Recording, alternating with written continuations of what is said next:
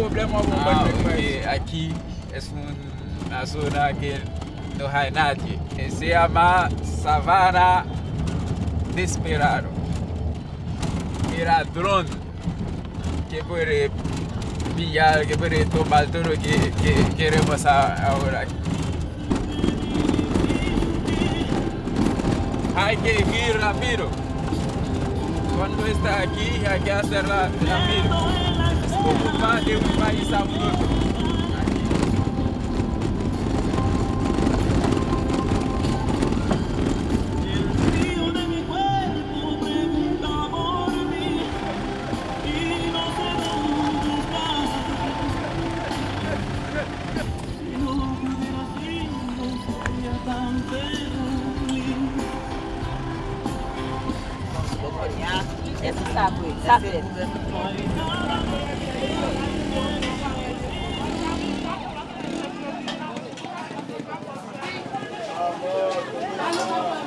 L'Ecodevi, compagnie de développement industriel, qui établit là depuis près de plus de 5 ans. Et il va y avoir 6 ans dans le mois d'août qui va venir là. Et que, bon, on y a à peu près de 3000 ouvriers haïtiens, plus des travailleurs et dominicains qui eux-mêmes qui rentrent par l'autre entrée qui gagne dans la zone franche là, sous bord République dominicaine.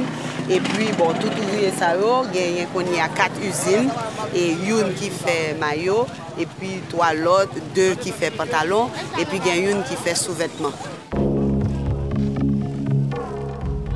Ia 3000 haitiarrek gurutzatzen dute egunero Masakre ibaiaren gaineko zubia Kodebi eremuan sartzeko. Antilletako Errepublika beltzean zergarik ez duen eremurik zaharrena da Kodebi. Zubia da inguru honetako azpiegitura bakarra. Mugaleku honetatik zeharkatzen ahalegindu ziren milaka haitiarren hilketak eman dio ibaiari izena. Leonidas Trujillo Dominikar Errepublikako diktadorearen aginduz gertatu ziren hilketak. Ehungintzaren burgesia da. Zergarik gabeko eremuak kontrolatzen dituena alegia. Burgesia hori lehia bizian dago nazioa. China, Taiwan, Afrika. Peso gutxiago non ara eramaten dituzte lantegiak. Dena oso azkar. Eta orain, lehen baino azkarrago, bankuek finantza kapitala mugitzeko ahalmen handia daukate eta gainera, interneteren badago. Honelaxe egiten da. Kaixo, El Salvador, eremu librari bai? Alguien me puede tener como intermediario para tanto... Eta tratua itxita. Y mañana está en El Salvador. Urrengo egunerako, ehungintza planta martxan da. Gap, Levi's, Wrangler, Disney, Heinz... Etcétera, ¿verdad? Haitin zergarik gabeko eremuak ezartzea, 80ko hamarkadan Reaganen gobernuak bai Haitirako eta bai Kariberako abian jarri zuen plan estrategiko.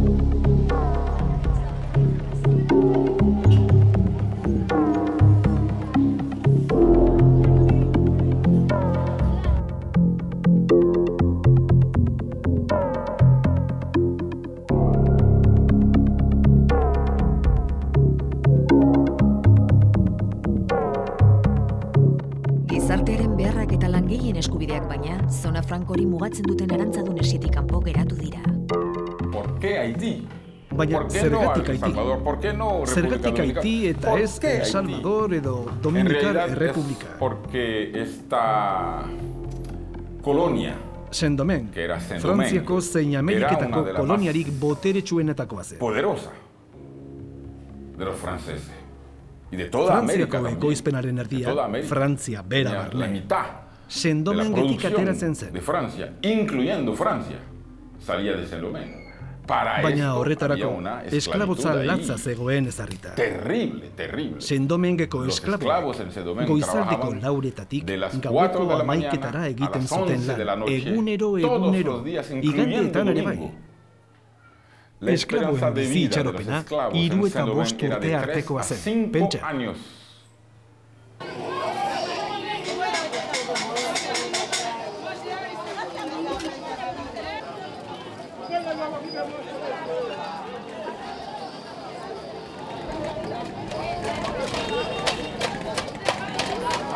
we start to work Monday to Saturday, 6:30 until 8 or 7:30. So we're working so hard in the factory, but they don't pay no well. Mais là, même fin de $50, là, quand moi, c'est comme ça, je fais toute semaine. Ça coûte me travail toute semaine. Arrive vendredi, l'autre deux jours, samedi, dimanche, comme ça, je fais toute semaine. L'autre deux jours. Touché, qu'on revendique, yo révoqué. Qui a dit que révoqué, a dit que moi-même, beaucoup si bio. Et pendant même ma parole avant là, parce que pas, yo pas de parler. Sauf que chercher qu'on est dans l'affaire sociale que moi les dans des Antoine. Te gen yon grève vendant, c'est pour faire cause à manger. Moun yo pa vinn pa payer et puis m'a travailler dedans mais c'est 1 an 3 mois m'te fait à travailler dedans. Et puis même côté a m'vinn travail même pas de penser si grève là c'est dans matin té. Et puis me dit comme ça me grand goût m'pa ka travail. Et puis même côté a et superviseur pour me là qui dans bureau et puis même côté a Wilfredo pour me révoquer. Il dit m'pa ka travail parce que m'a accompli dans grève là tout. En 2 occasions d'incidents qui étaient passés, côté que des ouvriers étaient réprimés des ouvriers et à cause de ils étaient après revendiqués. Parce que nous connaissons que il y a une série de problèmes qui étaient gagnés et que ouvriers particulièrement dans le travail, métal, ils ont fait rentrer avec question quantité, ils ont monté quota production, etc. Et ouvriers même étaient fâchés et ils étaient après revendiquer baisser et quantité de travail, ils ont demandé de faire et pour augmenter le salaire. Donc dans le cadre de la situation, ça a gagné une sorte de mobilisation et le SAA, zone franche, fait appel à Guad dominicain, militaires dominicains ont gagné de toute une série d'armes de guerre, donc mitraillettes, fusils, etc. Pour lui-même, il était réprimé mouvement et de revendications que les ouvriers eux-mêmes ont fait. Toute une série de problèmes, conflits au niveau de Haïti, côté que pas de gain et la police, et c'est donc compagnie qui fait chercher militaires dominicains, la police dominicaine pour te sécuriser et zone franche. Là, nous avons monté le syndicat dans une zone franchement, c'est un bagage qui était facile. C'était un bagage qui était très difficile, côté que nous avons recevoir un peu de pression, mais ce n'est pas moyen de. Et un peu de révocation. Vous voyez, il ne pas arrêter dans Côte de Vie. Parce que dans Côte de Vie, il n'y a pas un espace côté était réservé pour vous capable. Soit faire route là, on fait plusieurs interventions sur lui-même qu'au niveau auprès des gouvernements. Malgré tout ça, là c'est un projet qui vient pour commencer côté que le gouvernement et une organisation qui vient pour une ONG qui vient pour venir faire tout ça. Et la situation que nous mangeons, c'est une situation pas bonne même.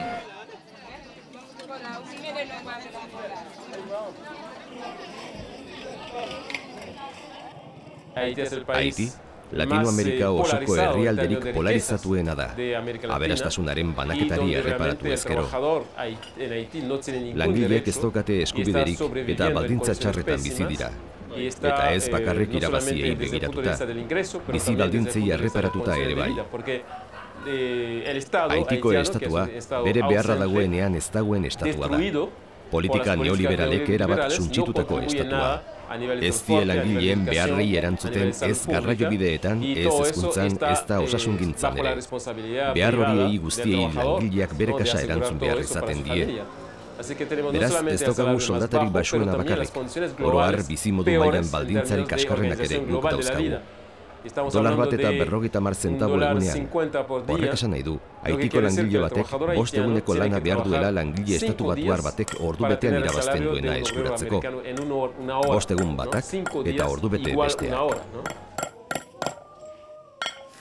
Bon, c'est que nous pensons là, et à l'aide des salaires minimum qui votent là, nous pensons que c'est une plus grosse amélioration qu'il y a pour tout ouvrier qui travaille en Côte de Vie parce que les conditions là, ne sont pas bonnes même. Bon, sans les migrants vraiment aider, mais nous avons un gouvernement qui n'a pas de responsabilité. Parce que le gouvernement, ça nous gagne là, même que les dit font bagaille, mais il n'a pas gagné de ce la régler.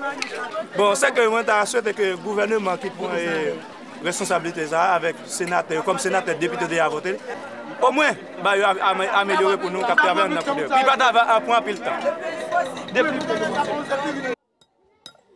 Eta orain 5 urte geroago, 200 gurdetan ezarri dute, berez dagokion egoera ezarri gabe. Horregatik esan genuen manifestazioa, oinarrizko soldata 500 gurde.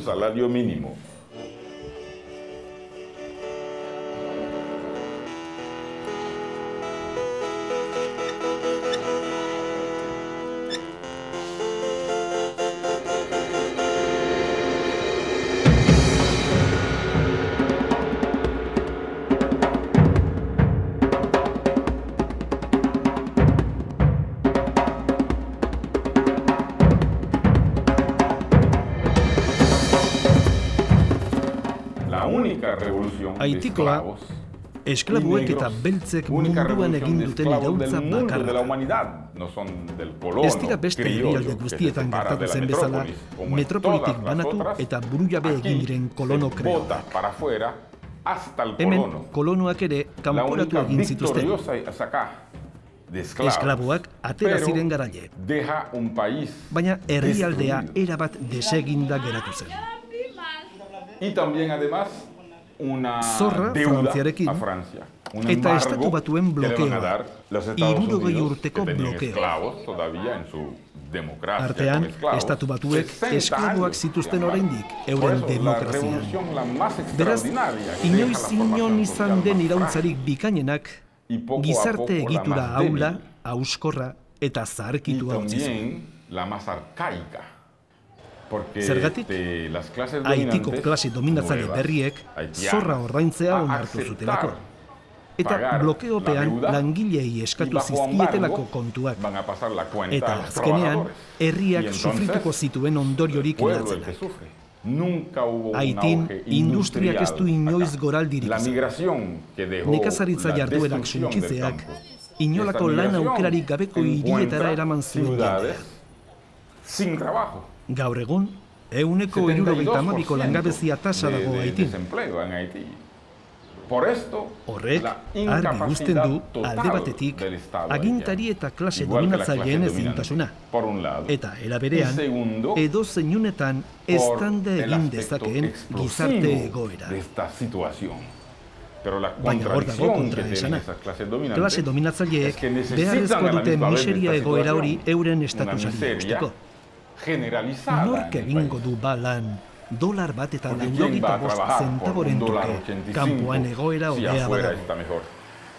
Beraz, miseria gune frankoen logikari atxikitako errealitatea da.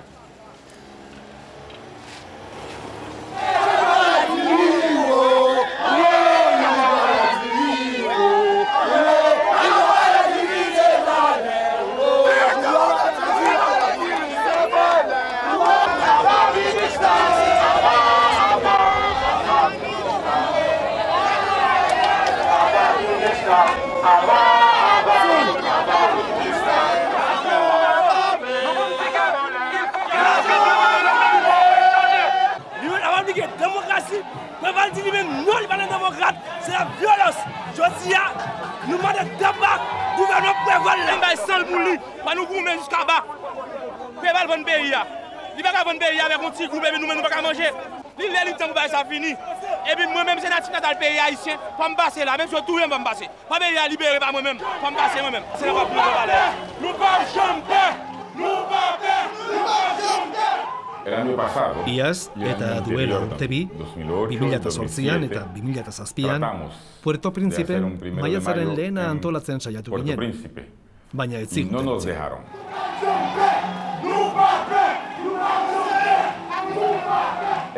Izan ere, Haitin, maiatzaren lehena burgesiaren jaia da. Horretan ere, Haitin bakarra da mundu.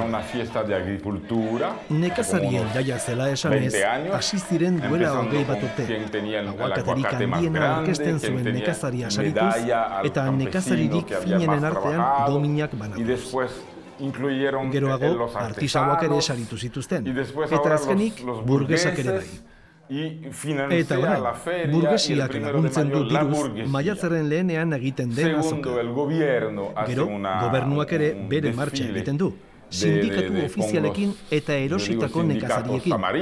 Eta azkenik, Elizaren elkarretaratzea ere izaten da beste martxa handi bat. Herrialdea Kristoren esku utzi behar da, eta antzeko lendorekin. Erlijioa eta sinesmenak ondo daude, baina ez maiatzaren lehenean. Baina hemen ez. Hemen, maiatzaren lehena, kapitalistek, Elizak eta gobernuak antolatzen dute. Langileek izan ezik, beste guztiak. Beraz, aurten esez esan genuen, nahikoa zen. Eta beste maiatzaren lehen baten aldeko kolektiboa antolatu genuen. Eta hasiera manifestazioaren debekuari aurre egin behar izan genuen.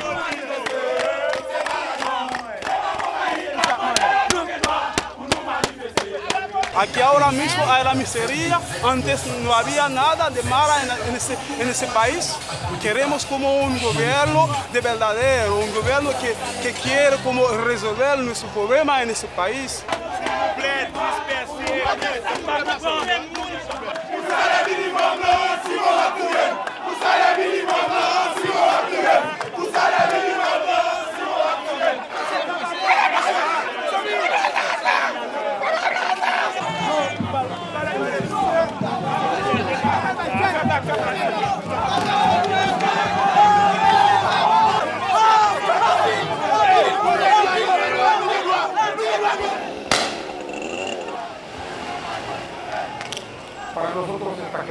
Gure ustez, argi geratu da, gobernuak eta herrialde honetako eliteek zeuzkaten mistifikazio aukera guztiak agortu direla. Preval, Aristide, Labalaz mugimenduak porrot egin du. Aristidek berak sinatu zuen zergarik gabeko eremuak ezartzeko akordioa. Herrikoitzat zeukaten denek Labalaz mugimendua, baina gezurrean, populismo hutsean geratu da. Burgesiak agintzen du monopolistek. Horregatik esaten dugu gure azken gutunean, burgesiarik makur eta doiorrena, monopolistak, nazioarteko kapitalaren ordezkariak. Aurten apirilean, senatuaren Nerena berritzeko egin ziren hauteskundeek atakatxarrean utzi dute herrialdea. PAP da, Haitiren garapen alternatiborako plataforma bezalako gizarte erakundeek hauteskunde ondorengo egoerari buruz esan zuten erregimen politiko zimarroiaren emaitzea izan zela.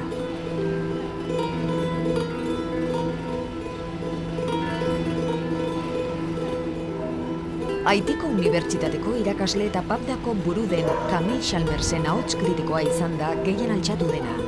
Camillek ere uste du Amerikako lehen botere beltza izan zenak behea jo duela instituzio mailan. Senatuaren Nerena berritzeko hauteskunde partzialak deitu zituzten. Demokraziari dagokionez, hauteskunde negargarriak izan ziren. Parte hartzea barregarria izan zen. Estatistiken arabera, hautesleen ehuneko 2 baino ez zuten botoa eman. Ez zen jendean mobilizatzeko inolako lanik egin.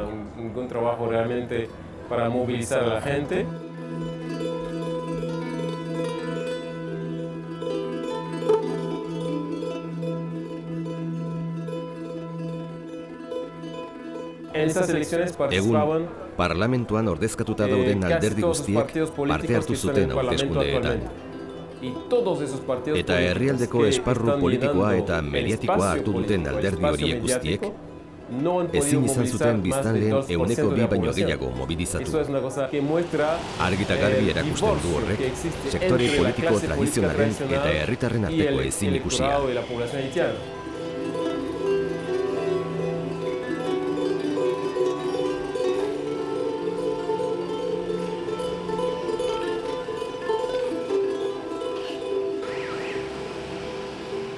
Surrealista da.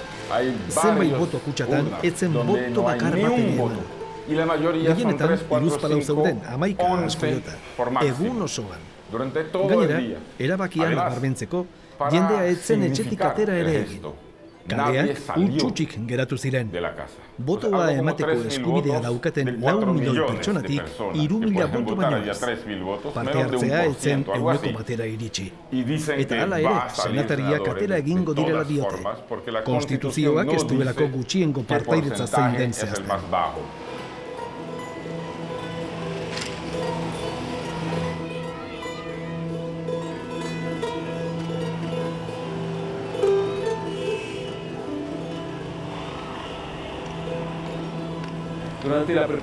Hauteskunde kanpainan gertaera garrantzitsu bat egon zen. Labalas alderdia ilegalizatu zuten. Egia da, Labalas alderdiak aurkeztu zituen hautagaiek espediente iluna zeukatela. Giza eskubideen urraketak, droga trafikoa.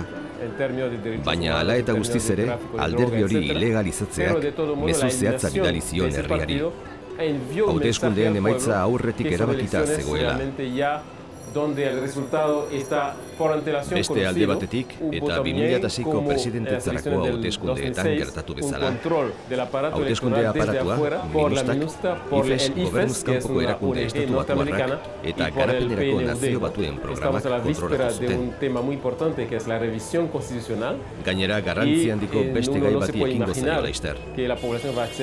Herrialdeko konstituzioa berriz aztertzea. Oso gai garrantzitsua da, eta harrigarria da pentsatzea euneko biko partaidetzarekin hautatutako senatariek aurkeztutako berrikuntzak onartuko dituela herriak. Argi dago haitiarrek eta gizarte erakundeek beste irtenbide bat bilatu behar diotela krisiari. Kanpoko indarren okupazio militarra, dominazio imperialista eten behar da, eta ez hori bakarrik. Herritarren benetako beharri erantzungo dieten instituzio demokratikoak ere eraiki behar dira.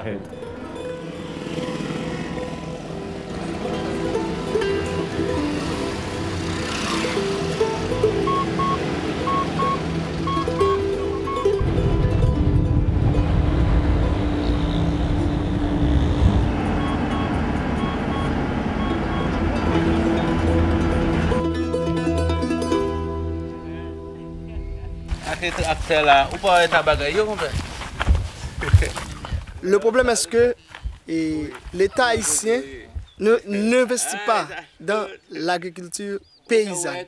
Les Dominicains donnent à ces paysans l'accès à un certain crédit, à un taux vraiment haut, leur donnent de la machinerie pour préparer la terre et par la suite, ces paysans-là vont vendre leur culture, leur récolte aux Dominicains à des prix non contrôlés. Quand je dis à des prix non contrôlés, ce ne sont pas aux paysans de fixer le prix de leurs denrées, mais plutôt les Dominicains. Ici, nous sommes exactement au nord-est, dans la localité de Ferrier. Ferrier est une grande plaine où, dans le temps, on cultivait beaucoup de riz.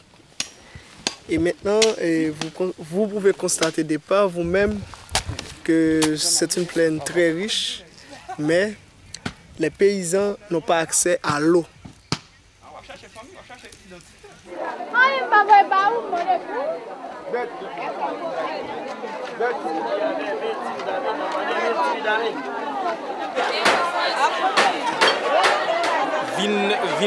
On date avec quelques conseils techniques, mais conseils techniques, c'est des agronomes qui viennent, mais ce n'est pas l'État qui voit.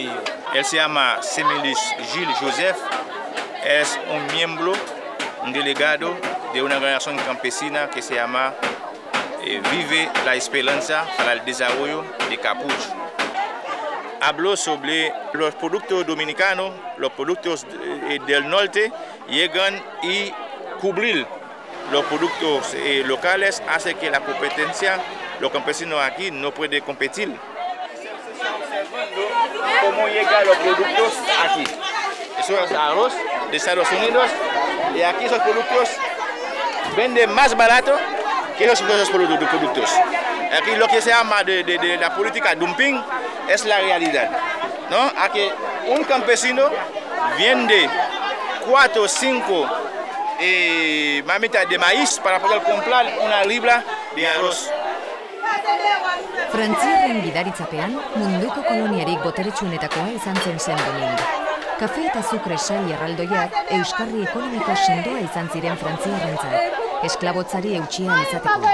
Baina independentziaren ostean, esklabotza erori zenean, sai erraldoien sistema horrek ere behea jo zuen, eta biziraupenean oinarritutako nekazaritza eredua nagusitu zen. Herrialdeko burgesian berriak, lurrak pilatu bai, baina ezin izan zion kolonien garaiko ekoizpenari eutsi. Nazioarteko isolamenduaren eta Estatu Batuek ezarritako blokeoaren ondorioz, nekazarien bizi baldintzek okerrera egin zuten. Gaur egun, Haitiko biztanleen erdiak desnutrizio arazoak ditu. 1972an herriak ez zeukan kanpora jo beharrik zerealen bila. Orain, herrialdean kontsumitzen den janariaren erdia beste herrialde batzuetatik ekartzen da. La demande de réforme agraire dans le pays remonte à l'indépendance d'Haïti. La nouvelle société, dominée par les chefs de la guerre d'indépendance, a créé une nouvelle forme d'inégalité. Il n'y a pas d'esclavage, il n'y a pas de vrai latifundia, mais il y a un contrôle sur la terre par la classe dominante. Et la question agraire a traversé toute l'histoire d'Haïti avec plusieurs révoltes de paysans dans le sud, dans le nord, dans le plateau central. Et c'est une des raisons qui ont mené à l'occupation américaine de 1915 à 1934. L'occupation a mis un manteau sur cette affaire-là, c'est resté, mais c'était toujours en bas, il y avait toujours la demande. Et en 1987, avec le départ de la dictature et l'explosion de ce que l'on a appelé le mouvement démocratique, avec toutes les demandes de démocratie, de liberté de la presse, d'égalité, il y a eu aussi la demande de modifier la structure agraire, donc de faire une réforme agraire. La première fois, le gouvernement Aristide pense à faire une loi sur la réforme agraire. Parce qu'il y a eu le coup d'État et c'est tombé.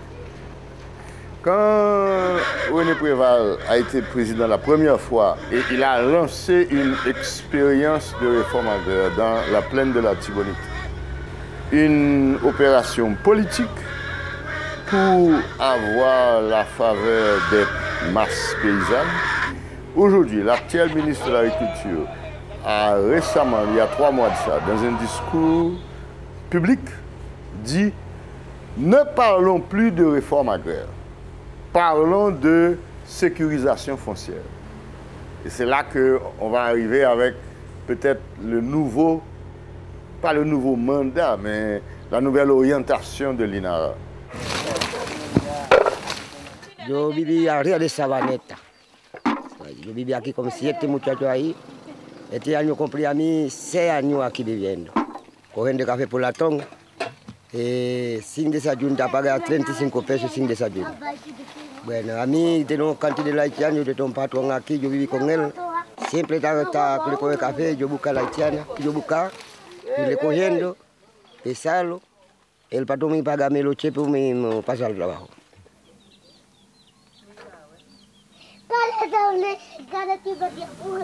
El haitiano viene aquí de manera, diríamos, ilegal. O sea, cruza la frontera, se le paga por día trabajado, si es una labor de limpieza o algo, y si es recolección, por cantidad de volumen recogido.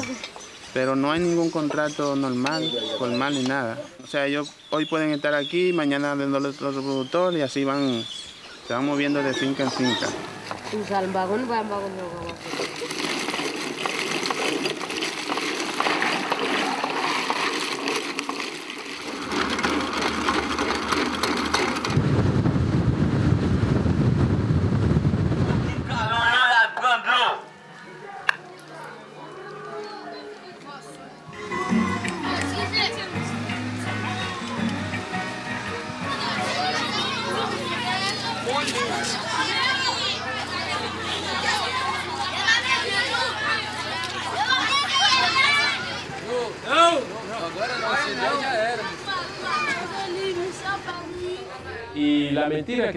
Minustak herrialdeko egoera politikoa egonkortu duela saldu nahi digute, eta orain eraikuntza ekonomikoaren fasean gaudela, baina hori guztiak gezurra da. Ban Ki-moon, Nazio Batuen idazkari nagusiak, Oxfordeko Unibertsitateko Paul Collier irakaslea izendatu du herrialdearen ekonomia bultzatzeko. 4 egun eman zituen Haitin, eta estrategia ekonomiko berria definitu zuen. Estrategia horrek ez die noski herrialdearen beharrei inondik inora ere erantzuten. Gune frankoak eraikitzea da ekonomia horren oinarri, Estatu Batuetara jantziak esportatzeko. Iraina da hori Haitiko herritarrentzat. 1979an ere antzeko egoera bizi izan genuen. Eta orduan, zergarik gabeko eremuek, beste ekoizpen sektore guztiak alde batera uztea ekarri zuen. Nekazarientzat miseria gorria. Elikagaien ekoizpenak bea jo zuen. Eta nekazaritza guneetatik hirietara migrazio izugarria egon zen. Gune frankoek ez baitituzte lanpostu sendoak sortzen. Eta lehiaren arabera, sortzen diren apurrak galdu egin daitezke. Orain, Asian gertatzen ari den bezala.